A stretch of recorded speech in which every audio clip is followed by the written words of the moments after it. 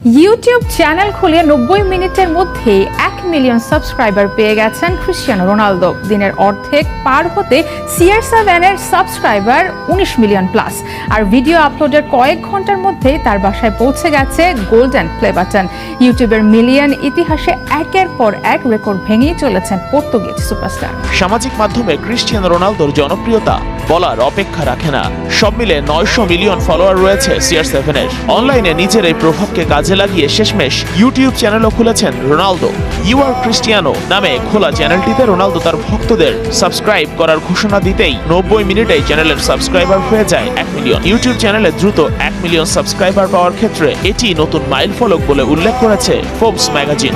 এখানেই শেষ নয়, 4 ঘন্টায় সাবস্ক্রাইবার হয়ে যায় 5 মিলিয়ন। এদিনেই সাবস্ক্রাইবার হয়ে গেছে প্রায় 15 মিলিয়ন। ভক্তরা যেন আলোর গতিতে সাবস্ক্রাইব করছে CR7 এর ইউটিউব চ্যানেলে। ইউটিউবের ইতিহাসে এই ঘটনা আগে কখনো ঘটেনি। শুধুই কি তাই, যেখানে চ্যানেল খুলে বছরের পর বছর পার হওয়ার পর একজন ইউটিউবার গোল্ডেন প্লে বাটন পায়, সেখানে ভিডিও আপলোডের কয়েক ঘন্টার মধ্যেই তার বাসায় চলে এসেছে সেই গোল্ডেন প্লে বাটন।